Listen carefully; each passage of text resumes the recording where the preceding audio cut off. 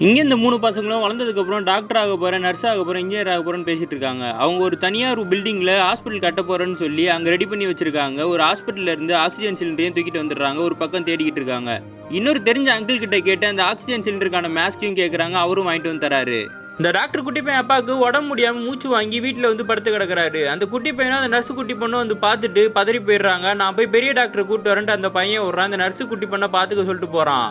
இந்த டாக்டர் குட்டி பையனும் இந்த இன்ஜினியர் குட்டி பையனும் சேர்ந்து ஹாஸ்பிட்டலில் வந்து டாக்டர் இருக்காங்களான்னு பார்க்குறாங்க. அங்கே டாக்டரே இல்லை. இவங்க சிலிண்டர் யார்கிட்ட தூக்கிட்டு வந்தாங்களோ அவங்க 2 பேரும் சேர்ந்து இந்த பசங்களை பிடிச்சிடுறாங்க.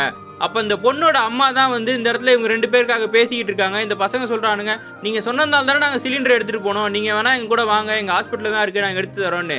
உங்களுக்கு ஹாஸ்பிட்டலுக்காரான்னு சொல்லி மறுபடியும் அவங்க வந்து சண்டை போட்டுக்கிட்டு இருக்கானுங்க. பேசிகிட்டு இருக்க கேப்பில் இந்த 2 பசங்களும் ஓடி வந்துடுறானுங்க. அப்போ அவரோட ஃப்ரெண்ட் அங்கிளை பார்க்குறாங்க. அவர் லவர் கூட இருக்காரு. அவங்களும் வந்து நர்ஸு தான். வீட்டுக்கு போய் அவங்க அப்பாவை பார்த்த உடனே அவங்க சொல்கிறாங்க, இவர் மூச்சோடையே கஷ்டப்படுறாரு, ஆக்சிஜன் கொடுக்கணும், ஹாஸ்பிட்டலுக்கு தூக்குங்கன்னு உடனே இந்த பசங்களாம் எங்ககிட்டே ஹாஸ்பிட்டல் இருக்குது வாங்க அப்படின்னு சொல்கிறானுங்க.